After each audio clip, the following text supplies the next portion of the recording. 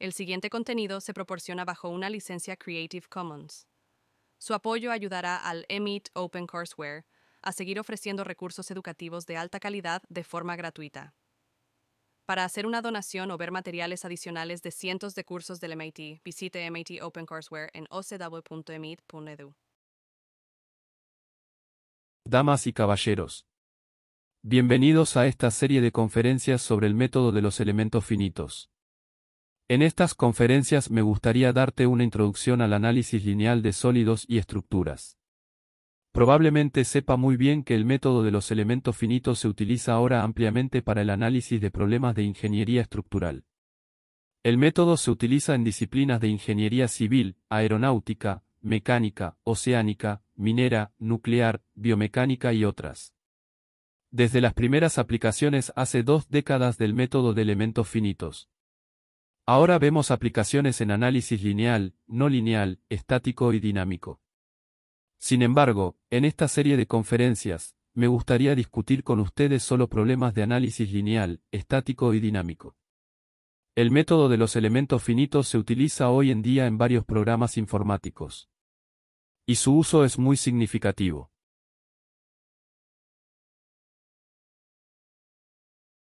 Mi objetivo en este conjunto de conferencias es presentarles los métodos de elementos finitos, o algunos de los métodos de elementos finitos, que se utilizan para el análisis lineal de sólidos y estructuras. Y aquí entendemos que lineal significa que estamos hablando de desplazamientos infinitamente pequeños, y que estamos usando una ley material elástica lineal. En otras palabras, se aplica la ley de Hooke. Consideraremos, en este conjunto de conferencias, la formulación de las ecuaciones de equilibrio de elementos finitos, el cálculo de matrices de elementos finitos, de las matrices que surgen en las ecuaciones de equilibrio. Hablaremos sobre los métodos para la solución de las ecuaciones gobernantes en análisis estático y dinámico. Y hablaremos de implementaciones informáticas reales. Haré hincapié en las técnicas modernas y efectivas, y su uso práctico. En este conjunto de conferencias, el énfasis se da a las explicaciones físicas de los métodos y técnicas que estamos utilizando, en lugar de derivaciones matemáticas. Las técnicas que discutiremos son las empleadas principalmente en los programas informáticos. SAP y ADINA. SAP significa Programa de Análisis Estructural. Y es posible que sepa que ahora existe una serie de programas de este tipo, desde SAP 1 hasta SAP 4. Y ADINA significa Análisis no lineal incremental dinámico automático. Sin embargo, este programa también se emplea de forma muy eficaz para el análisis lineal, siendo entonces el análisis no lineal el siguiente paso en el uso del programa. De hecho, los elementos de ADINA, los métodos numéricos que se utilizan en ADINA, los considero las técnicas más efectivas y modernas que están disponibles actualmente. Estas pocas conferencias realmente representan una introducción muy breve y compacta al campo del análisis de elementos finitos. Repasaremos muy rápidamente algunos de los conceptos básicos, aplicaciones prácticas, entre otros. Sin embargo, seguiremos muy de cerca ciertas secciones de mi libro titulado Procedimientos de elementos finitos en análisis de ingeniería, que publicará Prentice Hall. Y en la guía de estudio de este conjunto de conferencias me referiré extensamente a este libro, a las secciones específicas que estamos considerando en las conferencias de este libro. El proceso de solución de elementos finitos se puede describir como se muestra en este gráfico. Puedes ver aquí que hablamos de un problema físico. Queremos analizar un problema físico real. Y nuestro primer paso, por supuesto, es establecer un modelo de elementos finitos de ese problema físico. Luego, en el siguiente paso, resolvemos ese modelo. Y luego tenemos que interpretar los resultados. Porque la interpretación de los resultados depende en gran medida de cómo establecimos el modelo de elementos finitos, qué tipo de modelo utilizamos, entre otros. Y al establecer el modelo de elementos finitos, debemos ser conscientes de qué tipos de elementos, técnicas, entre otros, están disponibles para nosotros. Bueno, por lo tanto, en el conjunto de conferencias hablaré sobre estos 3 pasos básicamente para diferentes tipos de problemas físicos. Una vez que hayamos interpretado los resultados podríamos retroceder de aquí para allá para revisar o refinar nuestro modelo. Y volver a realizar este proceso hasta que sintamos que nuestro modelo ha sido adecuado para la solución del problema físico de interés. Permítame darle o mostrarle algunos modelos que se han utilizado en el análisis estructural real. Es posible que ya haya visto modelos similares en libros de texto o en publicaciones. Este, por ejemplo, es un modelo que se utilizó para el análisis de una torre de refrigeración. El proceso básico del método de los elementos finitos es que tomamos el sistema continuo y lo idealizamos como un conjunto de elementos. Estoy dibujando aquí un típico elemento de armazón triangular de 3 nodos, que se utilizó en el análisis de esta torre de enfriamiento. Hablamos de muchísimos elementos para obtener una predicción de respuesta precisa. Y, por supuesto, eso significa que estaremos ante un gran conjunto de ecuaciones por resolver. Y se requiere un importante esfuerzo informático. Abordaré todas estas preguntas en estas conferencias. Aquí ves el modelo de elementos finitos de una presa. La tierra debajo de la presa fue idealizada como un conjunto de todos esos elementos aquí, ahora elementos triangulares. Y la propia presa también fue idealizada como un conjunto de elementos. Hablaremos sobre cuál es la mejor manera de crear tales conjuntos. ¿Qué tipos de elementos seleccionar? ¿Qué supuestos hay en la selección de estos elementos? Y luego, ¿cómo resolvemos las ecuaciones de equilibrio de elementos finitos resultantes? Aquí puedes ver el análisis de elementos finitos, o la malla que se utilizó en el análisis de elementos finitos de un neumático. Esta pared es la mitad del neumático, como pueden ver. Y esta fue la malla de elementos finitos utilizada. Nuevamente, tenemos que elegir juiciosamente los tipos de elementos finitos que se emplearán. Y hablaremos de eso en esta serie de conferencias. Aquí se ve el modelo de elementos finitos empleado en el análisis de una cubierta esférica de una cámara objetivo de vacío láser. Esta es la malla de elementos finitos utilizada. Nuevamente aquí se emplearon elementos específicos. Y hablaremos de las características de estos elementos en este conjunto de conferencias. Aquí se ve el modelo de la estructura de la cáscara sometida a una carga de pinzamiento. Hay una carga aquí arriba y una carga allá abajo. Estos son los elementos triangulares que se utilizaron en la idealización de ese caparazón y aquí se representan los momentos flectores y desplazamientos resultantes a lo largo de la línea DC, que han sido predichos mediante el análisis de elementos finitos. Finalmente aquí se ve la idealización de elementos finitos de un túnel de viento que se utilizó para el análisis dinámico de este túnel. Se puede ver que se emplearon una gran cantidad de elementos de cascarón en la idealización de la plataforma del túnel. Luego, por supuesto, aquí se proporcionaron soportes para ese caparazón.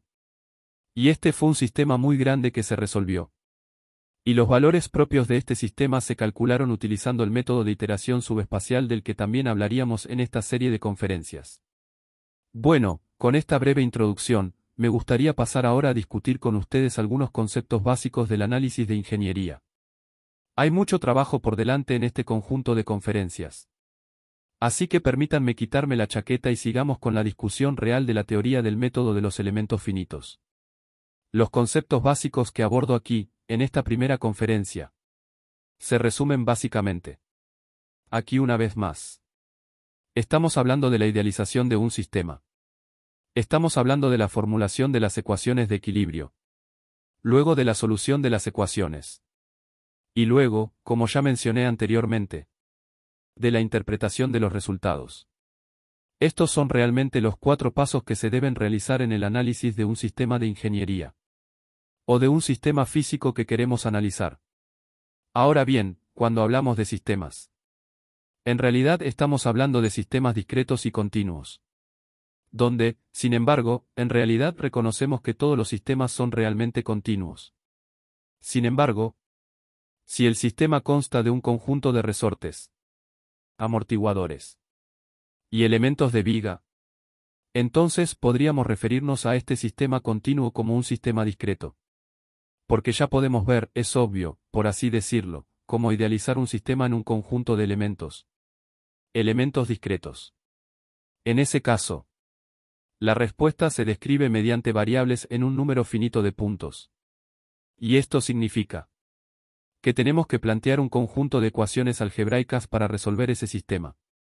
Así que aquí estoy hablando de sistemas elementales, de resortes, amortiguadores, elementos de vigas discretas, etc.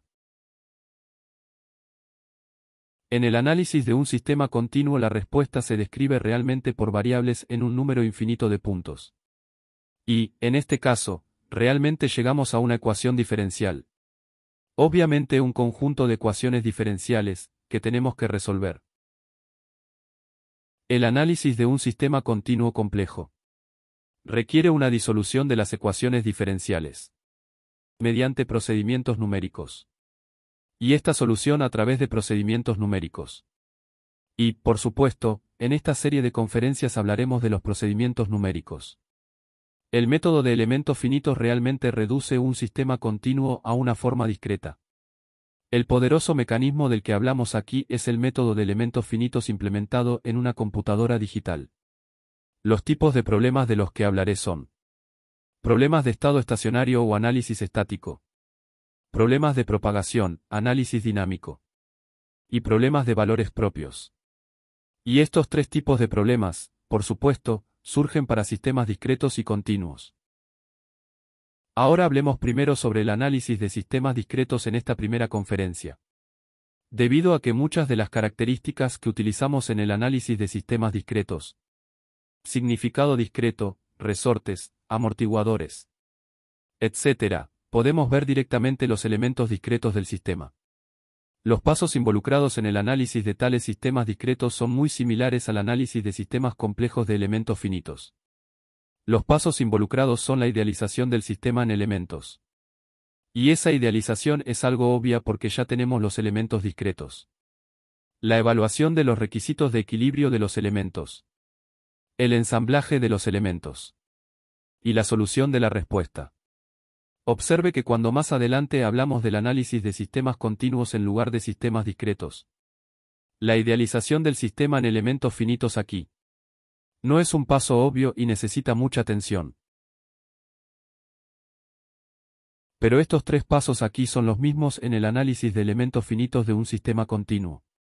Y ahora me gustaría discutir todos estos pasos aquí. Solo para mostrarles, básicamente, algunos de los conceptos básicos que estamos usando en el análisis de elementos finitos. Veamos aquí este sistema discreto como ejemplo. Y mostremos las ideas básicas en el análisis de este sistema discreto. Aquí tenemos un juego de carros rígidos.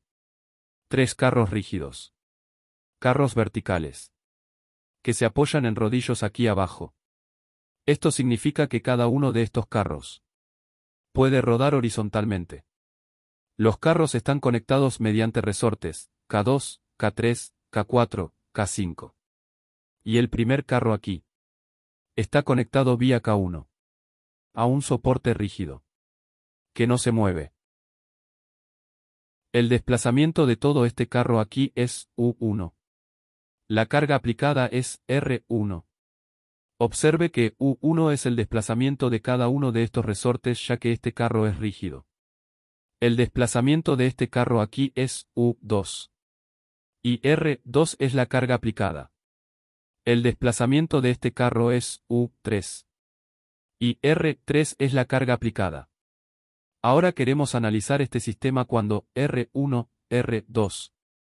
Mirándolo, podemos ver directamente los elementos del sistema K1 a K5.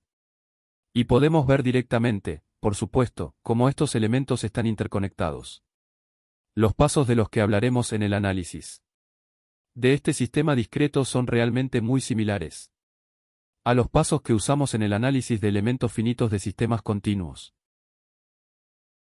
Lo que haremos es considerar los requisitos de equilibrio para cada resorte como primer paso.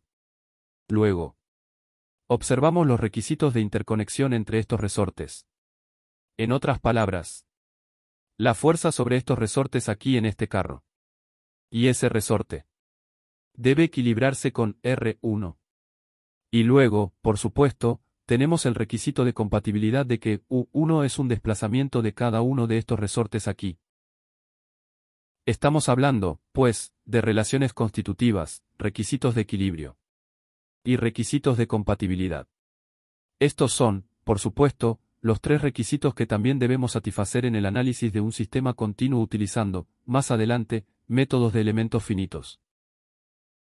Observe que estos resortes aquí son nuestros elementos finitos, si quiere verlo de esa manera, un conjunto de elementos muy simple. En un análisis más complejo, estos resortes aquí serían elementos de tensión planos, elementos de deformación planos, elementos tridimensionales, elementos de carcasa. Y hablaremos de cómo derivamos las características de estos elementos. Y, sin embargo, interconectaremos estos elementos más complejos, más adelante exactamente de la misma manera como conectamos estos elementos simples. Entonces las conexiones entre los elementos se establecen de la misma manera y la solución de las ecuaciones de equilibrio también se realiza de la misma manera. Pero en este análisis simple, se nos dan directamente las rigideces de los resortes. Y otro punto importante es que las rigideces de los resortes aquí son rigideces exactas. En un análisis de elementos finitos de un sistema continuo, podemos elegir qué tipo de interpolaciones podemos usar para un elemento. Podemos elegir qué supuestos queremos establecer para un elemento. Y luego, utilizando diferentes suposiciones, obtenemos diferentes rigideces del dominio del elemento del que hablaremos. Y también encontraremos que el equilibrio en ese dominio de elementos no se satisface. Solo se satisfará en el límite a medida que los elementos se vuelvan cada vez más pequeños. Mientras que, en el análisis de este sistema discreto, el equilibrio en cada resorte siempre se satisface. Así que este es un análisis de elementos finitos muy simple. Si quieres verlo de esa manera. Los elementos aquí son K1. Y observe que el requisito de equilibrio para este elemento dice simplemente que K1 multiplicado por U1 es igual a la fuerza aplicada a este nodo. Es una fuerza, la fuerza externa, aplicada a este nodo. El requisito de equilibrio de este elemento, K2, se escribe aquí en forma matricial. K2 es la rigidez física del resorte. Y F1, F2 son las fuerzas aplicadas en estos dos extremos. Observe, por favor, que el superíndice aquí se refiere al número del elemento, el superíndice 1 aquí para el elemento 1, el superíndice 2 aquí para el elemento 2. Y observe que encontraríamos que F sub 1 sub 2 es menos F sub 2 sub 2. Dados U1 y U2. Por supuesto, eso significa que el elemento está en equilibrio. Observe también. Si observa más de cerca esta matriz, que, si U1 es mayor que U2. Entonces encontraríamos que, en otras palabras, U1 mayor que U2 significa que el resorte está comprimido. Encontraríamos que F1, 2, es positivo simplemente multiplicándolo aquí. Y F2, 2, es negativo, lo que corresponde a la situación física que realmente tenemos. Si U1 es mayor que U2, esta fuerza aquí es positiva. Y esa fuerza es negativa porque el resorte está comprimido. Bueno, de manera similar, podemos escribir el requisito de equilibrio para el resorte 3. Y aquí escribí la matriz. La única diferencia con los requisitos de equilibrio para el resorte 2 es que ahora estamos usando K3 aquí. Y, por supuesto, el superíndice ahora es 3. Luego podemos escribir la ecuación de equilibrio para el resorte 4, que tiene la misma forma que antes. Ahora K4 aquí y el superíndice 4 que denota el elemento 4. Y, finalmente, para K5, tenemos K5 aquí. Y los superíndices 5 aquí para denotar el elemento 5. Ahora también debemos señalar otro punto importante. Es decir, si observamos este sistema de carro aquí, observe que este resorte K1 está conectado a U1. Está conectado a U1. K4 está conectado a U1 y U3. Entonces, si observamos los requisitos de equilibrio, aquí, notará que tengo F1 aquí para K1. porque aquí es U1. Ese es el desplazamiento global U1.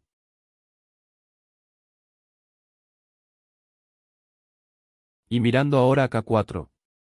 Un caso más complicado. Que está conectado a U1 y U3. Tengo para ese resorte los U1 y U3 indicados aquí. Y aquí tenemos F1 y F3. F1 y F3. Entonces estas son las fuerzas que van directamente a los grados de libertad 1 y 3 respectivamente. Y de manera similar para los otros resortes. Ahora, si queremos armar las ecuaciones de equilibrio global. Para esta estructura con las incógnitas U1, U2, U3. Las cargas R1, R2 y R3 son conocidas. Entonces, tenemos que usar ahora el requisito de equilibrio en estos grados de libertad U1, U2 y U3. O más bien en los carros 1, 2 y 3. Y ese requisito de equilibrio significa entonces que la suma de las fuerzas que actúan sobre los resortes individuales 1, 2, 3 y 4 en el grado de libertad 1 debe ser igual a R1. Ahora echemos un vistazo a esta primera ecuación nuevamente. Observe que U1 se acopla en este resorte 1, resorte 2, resorte 3 y resorte 4. Y ese acoplamiento se ve aquí en los resortes 1, 2, 3 y 4. Y sumando todas estas fuerzas que actúan individualmente sobre los resortes. La suma de estas fuerzas debe ser igual a la carga externa. Ese es el requisito de interconexión entre los resortes. Los requisitos de equilibrio dentro de los resortes se expresan mediante estas matrices individuales, que ya vimos aquí. Estos son los requisitos de equilibrio para los resortes individuales. Ahora estoy hablando de los requisitos de equilibrio en los carros, los requisitos de interconexión entre los resortes. De manera similar, podemos sumar las fuerzas que deben ser iguales a R2. Y sumar las fuerzas que deben ser iguales a R3. Y estas tres ecuaciones luego se establecen en forma matricial. Sustituyendo F1, 1, F1, 2, etc. A partir de los requisitos de equilibrio de los resortes. Obtenemos directamente estas ecuaciones de compensación, K por U es igual a R. Observe que ahora K es una matriz de 3 por 3. U es un vector de 3 por 1. R es un vector de 3 por 1. Denoto matrices y vectores mediante barras debajo de los símbolos. Como puede ver aquí, hay barras debajo de estos símbolos. Bueno, si miramos estas ecuaciones de equilibrio, notamos que nuestro vector U. Este vector U aquí, contiene U1, U2 y U3 como incógnitas. Observe esta T aquí. Este superíndice T significa transponer. El vector real o en realidad se ve así U1, U2, U3. Enumera los desplazamientos verticalmente hacia abajo. Pero es más fácil escribirlo de esta manera. Transponiéndolo como un vector. Entonces, U, T mayúscula G, significa transponer. De manera similar, para R tenemos R1, R2 y R3 como componentes. Y la matriz K que hemos obtenido. Al sustituir en estas ecuaciones los requisitos de equilibrio de los elementos. La matriz K es esta aquí. Ahora veamos un poco más de cerca. ¿Cómo construimos esta matriz K? Bueno, observamos que la matriz K total se puede construir sumando todas las matrices de elementos individuales del 1 al 5. Y estas matrices de elementos individuales están, para dos extremos, escritas aquí. K1 ahora es una matriz de 3 por 3. Ya no es 1 por 1, 2 por 2. Es una matriz de 3 por 3 con solo K1 en la posición 1, 1. Todos los demás elementos son 0. K2 es esta matriz. Entonces, lo que hice fue tomar la matriz de 2 por 2 que apareció en el requisito de equilibrio del elemento y exploté esta matriz llenando ceros para el tercer grado de libertad. De manera similar obtendríamos K3 y así sucesivamente. Los ceros siempre aparecen en aquellas filas y columnas en las que el elemento no se acopla. Es decir, en aquellos grados de libertad en los que el elemento no se acopla. Por ejemplo, K1, este elemento 1 aquí, se acopla solo en el grado de libertad 1. Por lo tanto, tenemos que la segunda y tercera fila sean 0. El elemento 2 se acopla solo en los grados de libertad 1 y 2. Por lo tanto, el tercer grado de libertad contiene todos ceros. Y así sucesivamente.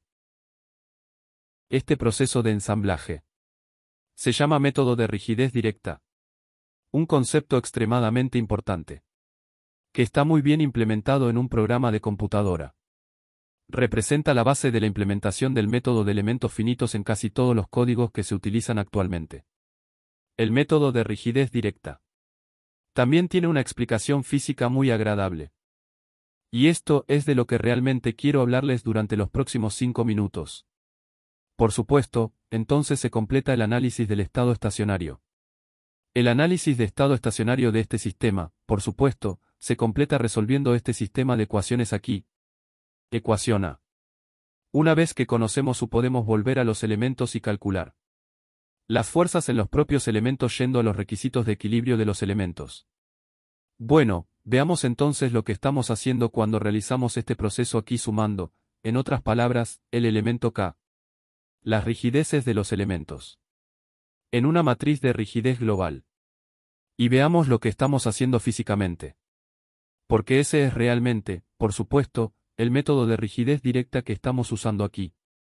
Y creo que es muy agradable si se puede ver claramente lo que está sucediendo con ese método. Bueno, el proceso básico es el siguiente. Aquí he dibujado los carros sin ataduras. Por supuesto, nuestros grados de libertad están aquí, U1, U2 y U3.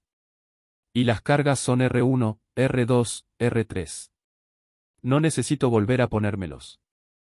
Este sistema aquí corresponde a una matriz K con ceros en todas partes. Los espacios en blanco en estas posiciones aquí indican ceros. Entonces, este es un sistema con el que comenzamos en este método de rigidez directa. Un sistema sin ningún elemento. Una matriz sin ningún elemento también. El proceso, entonces, es el siguiente. Estamos utilizando este sistema de carrito. Y estamos agregando un resorte. Esa es la primera edición. Ese es el resorte K1. Matemáticamente esto significa que estamos pasando por el siguiente proceso. Estamos tomando nuestra matriz K. Con espacios en blanco en todas partes. Y le agregamos este elemento, K1. Ahora bien, esta es una matriz K, esta matriz de rigidez que gobierna. Y esto es muy importante, que gobierna este sistema. Una vez más, se trata de una matriz K que gobierna este sistema. Por supuesto, este aún no es un sistema estable. Porque aquí no hay conexiones entre estos carros. Bueno. Agregaremos una segunda edición en el segundo resorte. Y eso significa que vamos a poner este resorte ahí. Eso es K2. Bueno.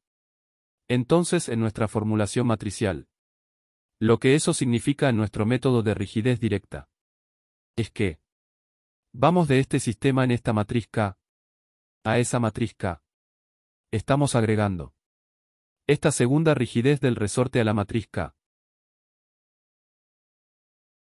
Entonces, esta es la matriz de rigidez que gobierna el equilibrio de este sistema físico. De este sistema físico. Observe que este resorte aquí, el segundo resorte, se acopla en U1 y U2. Y por lo tanto, hemos agregado estos elementos azules, correspondientes al segundo resorte en los grados de libertad 1 y 2. Luego, en el método de rigidez directa, agregamos el siguiente elemento de resorte. Y ese es el elemento de resorte número 3. Nuevamente, se acopla en U1 y U2. Y la matriz de rigidez de la que ahora hablamos es la siguiente. Vamos de esta matriz de rigidez a esa matriz de rigidez aquí, agregando el K3 verde allí. Ahora, pasamos de este sistema a agregar al sistema el resorte 4. Ahora el resorte 4. Tenga en cuenta que ahora este es un sistema estable. Es un sistema estable. Porque si quiero poner U3 aquí, entonces tengo que trabajar en este resorte. Así que ahora este es un sistema estable. En nuestra formulación matemática, O más bien en nuestro método directo de rigidez. Lo que esto corresponde es que vamos de este sistema aquí, o esta matriz de rigidez, a esa matriz de rigidez. Observe que hemos agregado un K4 aquí. Y eso, de hecho, nos permite ahora resolver a este nivel. Podríamos resolver las ecuaciones K por U es igual a R. Por supuesto, ahora esta es una matriz de rigidez correspondiente a este sistema. Todavía no hemos llegado al sistema que queremos analizar. Pero lo alcanzamos añadiendo el último resorte en K5. K5 ahora está aquí. Y eso corresponde, en nuestro método de rigidez directa, a agregar este resorte allí. Estos elementos aquí. K5. Observe que este resorte ahora aquí se acopla en grados de libertad 4 y 5. Y es por eso por lo que aparece aquí, en las columnas 4 y 5 de la matriz.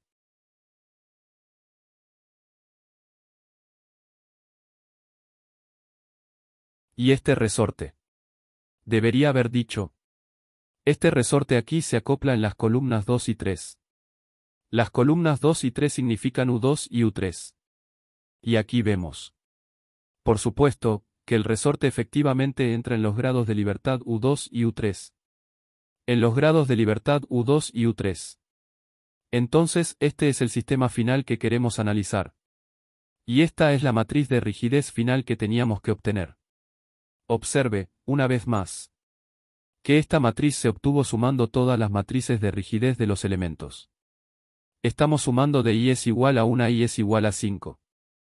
Y este proceso matemático, una vez más, que llamamos método de rigidez directa tiene un análogo físico. Puedes entenderlo físicamente de la forma que te he mostrado aquí.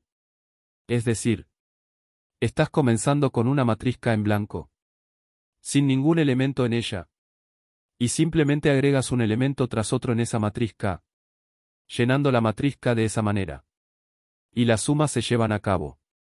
Esto es importante. Tomando las matrices de elementos y sumándolas en las columnas y filas apropiadas de la matriz K. Por ejemplo, este elemento aquí se acopla en los grados de libertad 1 y 3. Y si volvemos una vez más al proceso que hemos estado realizando aquí, observe que nuestro K4 aquí corresponde al grado de libertad 1 y al grado de libertad 3. La primera fila y columna. Y tercera fila y columna. Ahí es donde aparecen estos elementos. Así que hay una clara explicación física para el método de rigidez directa que quería discutir con ustedes aquí. Ahora, como otro enfoque, en lugar de utilizar la formulación directa de las ecuaciones K por U es igual a R, las ecuaciones de equilibrio del sistema, también podemos utilizar un enfoque variacional. Hablaremos de ese enfoque variacional en la segunda conferencia. Y me gustaría discutirlo. O presentárselo ahora muy brevemente. Para el análisis de este sistema discreto que acabamos de ver. El proceso básico aquí es que estamos construyendo un funcional pi, que es igual a U menos W, donde U es la energía de deformación del sistema. Y W es el potencial total de las cargas. Las ecuaciones de equilibrio que acabamos de ver. En otras palabras, K por U es igual a R. Se obtienen invocando que delta pi será 0. La condición de estacionalidad en pi. Y esto significa que delta pi, delta UI, será 0. Para toda UI. Esto da entonces tres ecuaciones. Y estas tres ecuaciones se obtienen de la siguiente manera. Si usamos U, la energía de deformación del sistema, se da aquí un medio de U transpuesta por K por U. Si multiplicaras esto sustituyendo U y K por los valores que te he dado, descubrirías que esta es efectivamente la energía de deformación en el sistema. El potencial de las cargas totales está dado por U transpuesto por R. Tenga en cuenta que no hay un medio aquí al frente. Simplemente, U transpuesta por R es el potencial de las cargas. Ahora bien, si invocamos esta condición de que delta pi, delta u y sean 0, obtenemos directamente K por U es igual a R. Ahora hay un punto importante.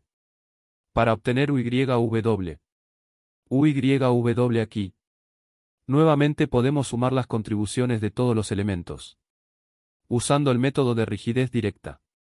En otras palabras, este K aquí se puede construir como hemos mostrado, sumando los elementos, sumando las contribuciones de todos los elementos. Y dado que esto es cierto, también podemos escribir este total U como la suma de las UI. Si se quiere, las energías de tensión de todos los elementos individuales.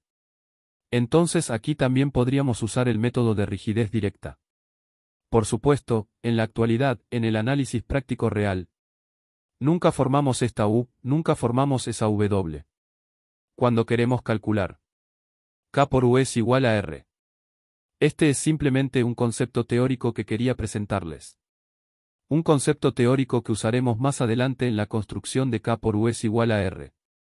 En realidad, nunca calculamos estas medidas si solo queremos calcular K por U es igual a R. Podría ser interesante para nosotros calcular esto para saber cuánta energía de deformación se aplica en elementos individuales en el análisis de elementos finitos. Pero esto solo se hace si desea evaluar los límites de error en la solución de elementos finitos, etc. Si solo queremos calcular K por U es igual a R y obtener el uso, es decir, poder predecir los desplazamientos y las tensiones en los elementos, entonces no calcularíamos estas dos cantidades. Esta era entonces la esencia del análisis de un problema de estado estacionario para sistemas discretos. Ya señalé que, si tenemos un sistema de elementos finitos adicional, por supuesto, tendremos que hablar de muchos conceptos adicionales. Una selección de elementos, los tipos de interpolaciones que se utilizarán. Y, por supuesto, luego tendremos que también hablamos sobre cómo resolvemos estas ecuaciones, etc. Abordaremos estas preguntas en conferencias posteriores. Sin embargo, otra clase de problemas de los que hablaremos son los problemas de propagación. La principal característica de los problemas de propagación es que la respuesta cambia con el tiempo. Por lo tanto, debemos incluir las fuerzas de D'Alembert. Básicamente, lo que estamos diciendo es que estamos considerando el equilibrio estático como una función del tiempo, pero también teniendo en cuenta las fuerzas de D'Alembert. Y eso, en conjunto, lo convierte en un problema dinámico. Por supuesto, si el desplazamiento varía muy lentamente. En otras palabras, la carga varía muy lentamente. Entonces las fuerzas de inercia pueden despreciarse. Y simplemente tendríamos este conjunto de ecuaciones, donde R de t es función del tiempo y U de t sería una función del tiempo. Sin embargo, cuando R de t actúa rápidamente o repentinamente, se aplican condiciones de inercia al sistema. Entonces las fuerzas de inercia pueden ser muy importantes. Tenemos que incluir su efecto. Y luego tenemos un verdadero problema de propagación. Un problema verdaderamente dinámico que debe resolverse. Para nuestro ejemplo, la matriz M aquí sería esta matriz de 3×3. Donde M1 es simplemente la masa del carro 1. M2 es la masa del carro 2. M3 es la masa del carro 3. Por supuesto, estas masas tendrían que debe darse. Y observe que los evaluaríamos diciendo básicamente que esta masa total aquí se puede evaluar tomando la masa por unidad de volumen multiplicada por el volumen. Y esa sería la masa de la que estamos hablando cuando aceleramos ese carro en esta dirección. Entonces estas masas aquí se evalúan de manera muy simple. Cuando hablemos más adelante sobre elementos realmente finitos, hablaremos de matrices de masas similares en las que simplemente tomamos el volumen total de un elemento y agrupamos ese volumen del elemento en sus nodos. También hablaremos de matrices de masa consistentes, donde esta matriz de masa es un poco más complicada. En otras palabras, algunos de estos elementos fuera de la diagonal no son cero. Finalmente, también hablaremos de problemas de valores propios. En la solución de problemas de valores propios, hablaremos de problemas de valores propios generalizados. En particular, que son A por V igual a lambda B por V. Que se pueden escribir de esta forma. Donde A y B son matrices simétricas de orden n. V es un vector de orden n, y lambda es un escalar. Como ejemplo, aquí. En el análisis dinámico, lo que veremos es que kpi es igual a omega al cuadrado mpi, donde k es la matriz de rigidez de la que ya hablé. Esto sería para el sistema de carro aquí simplemente como 3×3. Esta matriz de rigidez de 3×3 que les presenté. Y es una matriz de masa que acabamos de tener aquí en este gráfico. Esa es la matriz de masa. Y phi es el vector. Si encontramos una solución, en otras palabras, si se satisface esta ecuación, ponemos una y allí y satisfacemos phi y omega y al cuadrado. Omega y al cuadrado será una frecuencia. Lo discutiré ahora un poco más. Y luego estamos hablando de un par propio. Pero observe que es un problema típico que discutiremos y que surge. En otras palabras, en el análisis dinámico. Observe también que lo que realmente estamos diciendo aquí es que el lado derecho es un vector de carga. Es un vector de carga. ¿Y si conocemos v? Si conocemos lambda, entonces conocemos el vector de carga. Lo que calcularíamos entonces es la misma v que hemos sustituido aquí. En otras palabras, si consideramos que se trata de un conjunto de cargas donde ahora se conoce v y se conoce lambda, entonces podríamos evaluar r. Al resolver a por v es igual a r, recuperaríamos nuestra v que sustituimos aquí. Y esa es la principal característica de un problema de valores propios. Bueno, surgen en el análisis dinámico y de Pandeo. Y veamos un ejemplo en el que realmente obtenemos este problema de valores propios. Y el ejemplo es simplemente el sistema de carros rígidos que ya hemos considerado antes. Obtenemos el problema de valores propios observando las ecuaciones de equilibrio cuando no se aplican cargas. Y a estas las llamamos condiciones de vibración libre. Libres porque no se aplican cargas. Libres de cargas. Si dejamos que u sea igual a phi multiplicado por el seno omega t menos tau. Donde la dependencia del tiempo ahora en la respuesta está en esta función aquí. Solo en la función seno. Y si tomamos la segunda derivada de u, lo que significa que obtenemos un coseno. Y luego un signo menos aquí. Y, por supuesto, este omega dos veces afuera. Así que tenemos un cambio de signo aquí. Tenemos un menos omega al cuadrado m phi seno omega t menos tau. Para esta parte aquí. Y para esta parte k por obtenemos k phi seso omega t menos tau. Simplemente sustituyendo de aquí por allá. Y, por supuesto, la suma de estos dos debe ser igual a 0. Ahora bien, esta ecuación debe ser válida para cualquier tiempo, t. Entonces podemos simplemente cancelar esta parte y aquella parte. Y el conjunto resultante de ecuaciones que estamos obteniendo se da en el último gráfico. Es decir, esas ecuaciones son k phi igual a omega al cuadrado m phi. Ese es el problema de valores propios generalizado que obtenemos en el análisis dinámico. Más adelante hablaremos sobre cómo resolvemos este problema de valores propios generalizado. Para los valores propios y los vectores propios. En el caso del sistema 3×3 que estamos considerando aquí, es decir, el análisis del sistema de carrito, solo tenemos tres soluciones. Omega 1 phi 1, omega 2 phi 2, y omega 3 phi 3. Y llamamos a cada una de las soluciones un par propio. Entonces hay tres pares propios que satisfacen esta ecuación particular. Observe que, en otras palabras, esta es la ecuación de la que hablé aquí antes. Y los pares propios, phi y omega y al cuadrado, son las soluciones de esta ecuación. Estamos realmente interesados en omega y porque esa es la frecuencia en radianes por segundo. Y, sin embargo, el valor propio es omega al cuadrado. En general, cuando tenemos un sistema n por n. Y ya he escrito aquí el n por n. Permítanme ponerlo más grande una vez más aquí. Y tenemos un sistema general n por n. En otras palabras, y no siendo igual a 3 tal como lo tenemos en nuestro sistema de carrito. Entonces tenemos n soluciones. Y, sin embargo, encontraremos que en el análisis de elementos finitos no necesariamente necesitamos calcular las n soluciones. De hecho, cuando consideramos sistemas propios grandes donde n es igual a 1000 o incluso más, ciertamente no queremos calcular todos los valores propios. Sería exorbitantemente caro, demasiado caro, calcular todos los valores y vectores propios. No necesitamos tenerlos a todos en análisis. Y, por lo tanto, hablaremos sobre métodos de solución de valores propios que solo calculan los valores propios y los vectores propios que realmente nos interesan. Por supuesto, también tenemos que, antes de llegar al tema que es el tema de la última conferencia, hablaremos sobre cómo construimos realmente estas matrices K. Cómo las calculamos y las construimos para diferentes sistemas de elementos finitos. Bueno, esto completa lo que quería decir en esta conferencia. Muchas gracias por su atención.